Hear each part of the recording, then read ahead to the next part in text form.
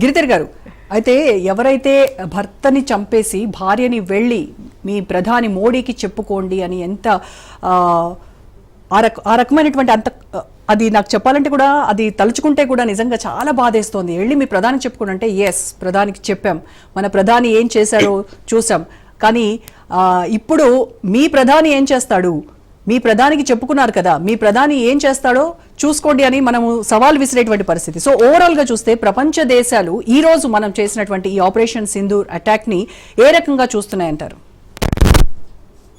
మా నీకు తర్వాత మన కో ప్యానలిస్ట్ కి మీ ప్రేక్షకులకు అందరికీ నా నమస్కారాలమ్మా. మనమందరూ కూడా ఈ రోజు తలెత్తుకొని గర్వించదగ్గటువంటి రోజు.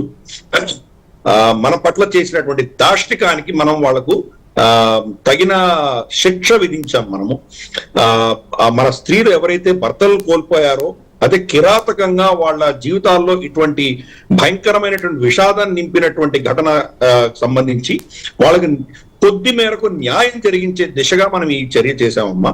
కాబట్టి మనం అందరం కూడాను అది చేసినటువంటి మన సైన్యానికి, మన ప్రభుత్వానికి, ముఖ్యంగా మన ప్రధానమంత్రి గారికి వీళ్ళందరూ కూడా మనం అభినందించవలసిన విషయం ఇది.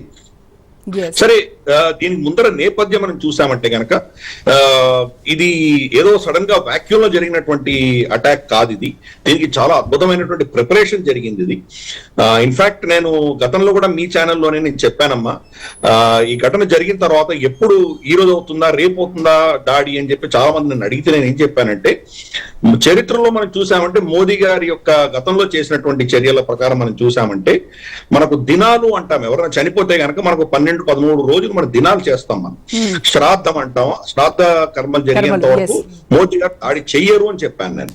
అదే జరిగింది. మనకు 10వ రోజు ధర్మోదకాలు ఉంటాయి, 11వ రోజు మనకు సపెండీకరణ ఉంటుంది, 12వ రోజు మనకు మొదటి మాసికం ఉంటుంది, 13వ రోజు మనకు శుద్ధి ఉంటుంది, ఇంట్లో మనం శుద్ధి చేసుకుంటాం. ఈ 13 రోజు అయిన తర్వాత 14వ రోజు దాడి చేశారు మోదీ గారు. కాబట్టి ఈ 13 రోజులు యావత్ భారతావని అంతా కూడా మనం శోకంలో ఉన్నాం. మనం శోకం నుంచి బయటికి రాగానే మనం ఎదురు దాడి చేశాం. కాబట్టి ఇది జరుగుతుంది అని అప్పుడే చెప్పాను, అలాగే జరిగిందమ్మా. కాబట్టి ఇది మోదీ గారు చేసింది ఏదైతే ఉందో చాలా అద్భుతమైనటువంటి చర్య.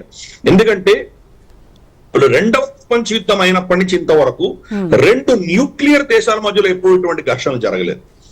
అటువంటిది ఒక న్యూక్లియర్ శక్తి అయినటువంటి పాకిస్తాన్ ని మనం చావదెబ్బ కొట్టొచ్చాం. గతంలో జరిగినటువంటి దాడులు మనం చూసామంటే ఊరి సర్జికల్ స్ట్రైక్స్, ఊరిలో జరిగినటువంటి వాళ్ళ టెర్రరిస్ట్ అటాక్ తర్వాత సర్జికల్ స్ట్రైక్ చేసినప్పుడు మన సైన్యం మాత్రమే వెళ్ళింది. అది కూడా ఓన్లీ POJK లో మాత్రమే వెళ్ళింది. ఇది కూడా నేను రిపీటెడ్ చెప్తున్నాను, మళ్ళీ కూడా చెప్తున్నాను, ఆల్మోస్ట్ పొద్దు నుంచి అన్ని ఛానల్స్ కూడా చెప్తున్నాను నేను. POK అన్న పదం మనం వాడకూడదమ్మా, POJK అని వాడాలి. కరెక్ట్. ఇన్ఫాక్ట్ మన అఫీషియల్ ప్రభుత్వం ఇచ్చినటువంటి హ్యాండ్ అవుట్ లో కూడా POJK అని రాశారు. పాక్ ఆక్రమిత జమ్మూ కాశ్మీర్ అని రాశారు వాళ్ళు. కాబట్టి అలాగే పిలవాలి. కాశ్మీర్ వాడు అధీనంలో లేదు, అది గుర్తుపెట్టుకోవాలి మనం. కాశ్మీర్ మొత్తం మన దగ్గరే ఉన్నది. కానీ వాడు కాశ్మీర్ పేట రాజకీయాలు చేశాడు. సో అప్పుడు జరిగింది అది. రెండవది మనకు 2019లో మనకు పుల్వామా దాడి జరిగినప్పుడు మనం వెళ్ళి ఇక్కడ బాలకోట్లో కొట్టొచ్చినప్పుడు అప్పుడు ఎయిర్ ఫోర్స్ మాత్రమే దాంట్లో బరిలో దిగింది. అది కూడా మనం లైన్ ఆఫ్ కంట్రోల్ దాటి వెళ్ళాం, కానీ ఇంటర్నేషనల్ బార్డర్ దాటలేదు. ఇంటర్నేషనల్ బార్డర్ దాటకుండానే ఇక్కడి నుంచే మనం ఫైర్ చేసి ఇంటర్నేషనల్ బార్డర్ కి ఆవలి వైపు ఉన్నటువంటి బాలకోట్ కొట్టొచ్చాము. అఫ్ కోర్స్ మన మిసైల్ ఇంటర్నేషనల్ బోర్డర్ దాటింది, కానీ మన ఎయిర్ క్రాఫ్ట్స్ అక్కడ దాకా వెళ్ళలేదు. లైన్ ఆఫ్ కంట్రోల్ దాటి పాక్ ఆక్రమిత జమ్మూ కాశ్మీర్ నుంచి మనం ఫైర్ చేసి వచ్చేసాం. మరి ఒకటే టార్గెట్ ని మనం కొట్టొచ్చాం, బాలాకోట్. ఈసారి అలా కాదు, త్రివిధ దళాలు కూడా ఆర్మీ, ఎయిర్ ఫోర్స్, నేవీ 3 కూడా కోఆర్డినేటెడ్ గా పనిచేసినది. అఫ్ కోర్స్ నేవీ డైరెక్ట్ గా బరిలో దిగలేదు, కానీ నేవీ అక్కడ మనకు సముద్రంలో వాళ్ళకి కవర్ ఇచ్చారు. వాళ్ళకి కరాచీ సైడ్ కి వాళ్ళు కదిలేసరికి పాకిస్తాన్ నేవీ అంతా కూడా వడకడం మొదలు పెట్టింది. అది అలా జరుగుతుండగా రాత్రి ఇద్దరు కూడా దాడి చేశారు. ఎక్కడెక్కడైతే చిన్న చిన్న టార్గెట్స్ ఉన్నాయో అక్కడంతా కూడాను మనకు సైన్యం అటాక్ చేసింది. ఎక్కడ పెద్ద టార్గెట్స్ ఉన్నాయో, ఇక్కడ చాలా పెద్ద అస్త్రాలు వాడాలో అక్కడ ఎయిర్ ఫోర్స్ వెళ్ళి దాడి చేసింది.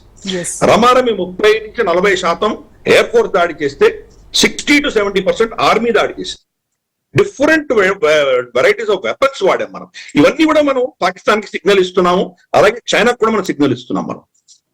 5 మనం POJKలో కొట్టాం. మనం 4 స్థావరాలు మనం పాకిస్తాన్ లీగల్ టెరిటరీ మనం ఏదైతే యాక్సెప్ట్ చేస్తున్నామో వాళ్ళ పాకిస్తానీ పంజాబ్ లో కొట్టాం మనం. వీటిలో చాలా ముఖ్యమైనవి 2 ఉన్నాయమ్మా. ఒకటి మురీడ్కి అని చెప్పేసి లాహోర్ అవుట్స్కట్స్ లో ఉంటుంది. అది లష్కరే తోయిబా యొక్క హెడ్ క్వార్టర్స్. అది ఆ హెడ్ క్వార్టర్స్ ని మొత్తం ధ్వంసం చేసి నాశనం చేసాం మనం. అక్కడే మనకు అజ్మల్ కసాబ్ లాంటి వాళ్ళు, తర్వాత డేవిడ్ కోల్మన్ హెడ్లీ లాంటి వాళ్ళు, ముంబై దాడులకు పాల్పడిన వాళ్ళందరికీ ట్రైనింగ్ ఇచ్చినటువంటి ప్లేస్ అది. అలాగే బహావల్పూర్, అది దక్షిణ పంజాబ్ లో ఉంటుంది. అది బహావల్పూర్ లో ఉన్నటువంటి మద్రసాని వాళ్ళ స్థావరాన్ని ధ్వంసం చేశాం. అది జైషే మహమ్మద్ కి సంబంధించినటువంటి మౌలానా మసూద్ అజర్ కి సంబంధించింది. ఆ దాడిలో ఆయన కుటుంబానికి చెందినటువంటి వాళ్ళు 10 మంది, ఆయన క్లోజ్ అసోసియేట్స్ 14 మంది చనిపోయారు. కాబట్టి ఈ దాడులన్నీ కూడా మనం చాలా టఫ్ మెసేజ్ ఇచ్చాం వాళ్ళకు. ఈ బహావల్పూర్ కూడా ఆల్మోస్ట్ 130 కిలోమీటర్ల వెనకాల, అంటే ఇంటర్నేషనల్ బార్డర్ నుంచి 130 కిలోమీటర్ల దూరంలో కొట్టాం. ఈ స్ట్రైక్స్ అన్ని కూడా మనం మన సరిహద్దు దాటకుండా కొట్టాం. అంటే మనం ఎంత పిన్ పాయింట్ ప్రెసిషన్ తోటి అంత దూరంగా కొట్టుండాలి మనం. 130 కిలోమీటర్లు శత్రు భూమిలోకి మన సరిహద్దు దాటకుండా పర్ఫెక్ట్ ప్రెసిషన్ తో మనం కొట్టాం. 4 దాడులు చేశాం. ఇది ఒక ఎత్తు. గతసారి బాలకోట్లో మనం స్ట్రైక్ చేసినప్పుడు మనం చేసింది ఎక్కడ ఎవరికి చెప్పలేదు. ఎందుకంటే మన దగ్గర అంటే చెప్పాం కానీ మనకు ఎవిడెన్స్ చూపించలేదు, ఫోటోలు కానీ వీడియోస్ కానీ ఏమి చూపించలేదు. ఈసారి వీడియోస్ చూపించాం. సైట్స్ అటాక్ చేసింది చూపించాము. ఒక్కొక్క సైట్ లో ఎన్నెన్ని బాంబులు వేసాము అవి కూడా చూపించాము, ఎవిడెన్స్ చూపించాం. ఫస్ట్ ఇనీషియల్ గా మన వాళ్ళు దాని మనకు ప్రెస్ కాన్ఫరెన్స్ పెట్టక ముందర పాకిస్తాన్ అన్ని డినై చేయడం మొదలుపెట్టింది. 3 ప్లేస్లను అటాక్ చేశారు, మిగతా దగ్గర ఏం అవ్వలేదు, మేము తిప్పికొట్టాము, వీళ్ళ 5 ఎయిర్ క్రాఫ్ట్స్ మేము పట్టుకొట్టాము, ఇటువంటి PR ఎక్సర్సైజ్ మొదలు పెట్టారు వాళ్ళు. ఇన్ఫాక్ట్ వాళ్ళ సైన్యాన్ని కూడా కొంతమంది మేము కబ్జా చేసుకున్నాము, ఇటువంటివన్నీ వాళ్ళు దారుణమైనటువంటి తప్పుడు నేరేటివ్ మొదలు పెట్టారు. మనం డీటెయిల్డ్ గా వీడియోతో సహా చూపించేదాన్ని మొత్తం ఎక్స్పోజ్ చేశాం ఈసారి. అంటే పాకిస్తాన్ ఎక్కడ తల దాచుకోలేనటువంటి పరిస్థితి తీసుకొచ్చాం వాళ్ళకి. కాబట్టి ఇది అద్భుతమైనటువంటి చర్యమ్మ. అయితే గిరిధర్ గారు, ఇప్పుడు మనం కౌంటర్ అటాక్ ఇవ్వడంతోనే సరిపోదు కదా. ఇప్పుడు అంతర్గతంగా ఉన్నటువంటి ఇంటర్నల్ సెక్యూరిటీ విషయంలో మనం ఎలాంటి జాగ్రత్తలు, ఎలాంటి చర్యలు తీసుకోవాలంటారు? అమ్మా, మనకు ఆల్రెడీ దానికి వేట మొదలైందమ్మా. కశ్మీర్ లో ఈ పహల్గామ్ ఘటన జరిగిన తర్వాత OGWs అంటారు, ఓవర్ గ్రౌండ్ వర్కర్స్ అంటారు.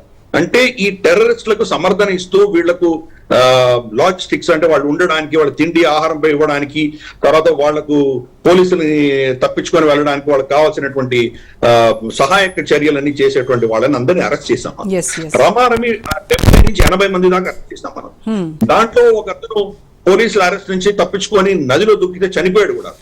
మహబూబా ముఫ్తీ లాంటి వాళ్ళు దాన్ని రాజకీయం చేయడానికి ప్రయత్నం చేశారు, కానీ దానికి వీడియో ఫుటేజ్ ఉండడంతో వాళ్ళ నోరు మూతలు పడ్డాయి. అతనే దాంట్లో దుంకి చనిపోవడం మనం చూసాం మనం. కాబట్టి వాళ్ళ మీద కఠినమైన చర్యలు తీసుకుంటున్నాం మనం. అలాగే వీళ్ళ ఫండ్స్ ఎవరిస్తున్నారో, నేను వీళ్ళకి వ్యతిరేకంగా వీళ్ళని సమర్థిస్తూ ఎవరెవరు ఉన్నారో వాళ్ళందరినీ కూడా టార్గెట్ చేస్తున్నాం మనం. కాబట్టి అంతర్గతంగా మనం చేయాల్సింది మనం చేస్తున్నాం. పెద్ద ప్రశ్న, ఈ దాడి చేసిన వాడు ఈ రోజు దాకా మనకి ఎందుకు దొరకలేదు, అదొక ప్రశ్న కదా. వాళ్ళు ఎక్కడో అడవుల్లో ఉన్నారు, దాన్ని సరౌండ్ చేశారని మనకు తెలుస్తోంది, కానీ వాళ్ళని కంప్లీట్ గా ఎలిమినేట్ చేయడం చాలా కష్టం. అక్కడ ఉన్నటువంటి కింకారణ్యాలు ఉన్నాయి, దాంట్లో మనకు ఒకసారి చూడామంటే కనుక మన పక్కన 10 అడుగుల దూరంలో ఉన్న చెట్టు వెనకాల ఎవరున్నారో మనం పట్టుకోవడం చాలా కష్టం. డ్రోన్స్ కానీ శాటిలైట్ టెక్నాలజీ కానీ అక్కడ పనిచేయదు. కాబట్టి ఆ గాలింపు కూడా జరుగుతోంది. వాళ్ళని కూడా అరెస్ట్ చేయడమో వాళ్ళని చంపడమో త్వరలోనే జరుగుతుంది. అది కూడా మనం మోరల్లెస్ సరౌండ్ చేశాం అది. అలాగే మన దేశంలో ఉన్నటువంటి ఈ శక్తులన్నింటినీ కూడా మనం కౌంటర్ చేసే దిశగా భారత ప్రభుత్వం చాలా సీరియస్ గా పనిచేస్తున్నది. పంజాబ్ లో 2 స్పైస్ ని పట్టుకున్నారు. మన సైనిక మూవ్మెంట్స్ అన్ని కూడా వాళ్ళు రికార్డ్ చేసి పాకిస్తాన్ పంపిస్తున్నటువంటి వాళ్ళని 2 అరెస్ట్ చేశాం మనం అక్కడ కూడా. వాడు చాలా టఫ్ మెషర్స్ భారత ప్రభుత్వం అంతర్గతంగా కూడా చేస్తోంది. అక్కడ పాకిస్తాన్ లో కూడా చూస్తే కనుక మనం పాకిస్తాన్ లో ఉన్నటువంటి నేరేటివ్ మొత్తం మనం ధ్వంసం చేసే దిశగా మనం ఇటువంటివన్నీ కూడా మనం చాలా చాలా స్పష్టంగా ఇవన్నీ ఎక్స్పోజ్ చేసాం వాళ్ళని. పైపెచ్చు ఒక డిప్లొమాటిక్ ఓవర్ రీచ్ మొత్తం అన్ని దేశాలకు కూడా మనం ఈ అటాక్ జరగగానే అందరికి ఫోన్ చేసి చెప్పారు. మన అజిత్ దోవల్ గారు, జయశంకర్ గారు, మార్కో రూబియో కావచ్చు, లేదా మనకు సౌదీ అరేబియా కావచ్చు, UAE కావచ్చు, మనకు ఇతరత్ర మనం ఏమంటామంటే మనకు రష్యా, ఇటువంటి చాలా, ఇరాన్, ఇంక్లూడింగ్ చైనా కూడా మనం ఫోన్ చేసి చెప్పాం. వీళ్ళందరికీ చెప్పడంతో ఏమైందంటే ఈ రోజు 2 మేజర్ డిప్లొమాటిక్ సక్సెస్ మనకు విజయాలు ఏమొచ్చాయంటే, ఒకటి భారతదేశం చేసింది తప్పు అని ఎవరు అనలేదు. ఈవెన్ చైనా కూడా ఏమనిందంటే రిగ్రెటబుల్ అని ఒక పదం వాడింది అంతే. చేయకుండా ఉంటే బాగుండేది అన్నటువంటి పదం అది, అంతకు మించి ఏమీ లేదు. మీరు తప్పు చేశారు పదం ఎవరు వాడలేదు. రెండు, పాకిస్తాన్ ఏదో కష్టపడింది నష్టపోయింది అని ఎవరు చెప్పట్లేదు. పాకిస్తాన్ సమర్థనగా ఎవరు నిలబడలేదు, అలాగే మా భారతదేశం తప్పు చేసింది ఎవరు. మోరోవర్ మనం అటాక్ చేసింది సివిలియన్స్ పైన కాదు కదా, ఎక్కడైతే ఉగ్రవాద స్థావరాలు ఉన్నాయో వాటిని లక్ష్యంగా చేసుకుని మనం దాడులు చేస్తాం, ప్రతీకార దాడులు. అది కూడా కానీ పాకిస్తాన్ సివిలియన్స్ చనిపోయారని చెప్పేటువంటి ప్రయత్నం చేసింది. మనం చాలా వ్యోమకేష్ సింగ్ ఆవిడైతే మనకు వింగ్ కమాండర్ ఎవరైతే ఉన్నారో ఆవిడ చాలా స్పష్టంగా ప్రొఫెషనల్ గా కొట్టాము, చాలా టాక్టికల్ వెపన్స్ వాడాము, high precision high technology weapons వాడామని ఆవిడ చెప్పారు. దీంట్లో ఒక్క వెపన్ గురించి చెప్పి ఆపుతానమ్మా. దాంట్లో మనం వాడిన చాలా అస్త్రాలలో ఒక అస్త్రం పేరు లాయిటరింగ్ మ్యూనిషన్ అంటారు. లాయిటరింగ్ మ్యూనిషన్ అంటే పేరులోనే లాయిటరింగ్, ఆకాశంలో తిరుగుతూ ఉంటుంది. మిగతావి మనకు బ్యాలిస్టిక్ మిసైల్స్ కానీ క్రూజ్ మిసైల్స్ కానీ మనం ఫైర్ చేసామంటే దాని వెనక్కు మనం తీసుకోలేము. ఒకసారి ఫైర్ చేస్తే ఎక్కడో ఒక దగ్గర పడక తప్పదు. అది శత్రువు మీద పడుతుంది లేదా పక్కన పడుతుంది, ఎక్కడో పడక తప్పదు. ఆ రెండు కూడా. కానీ లాయిటరింగ్ మెషిన్స్ అన్నవి ఆకాశంలో తిరుగుతూ ఉంటాయి.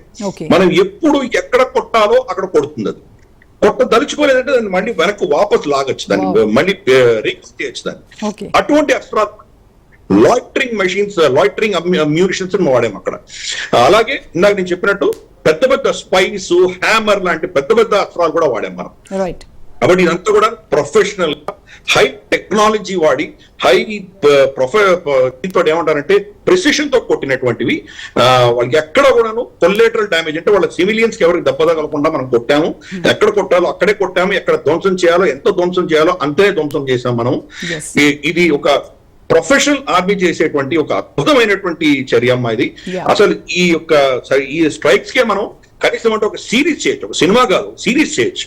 ఎలా దీన్ని ఎంత అద్భుతంగా వీళ్ళు దీన్ని సక్సెస్ఫుల్ గా చేశారన్నది మనం అందరం కూడా గర్వించదగ్గటువంటిది. వాళ్ళకందరూ కూడా మనం సెల్యూట్ చేయాలి. Salute, yes sir, exactly. So colonel Arjuna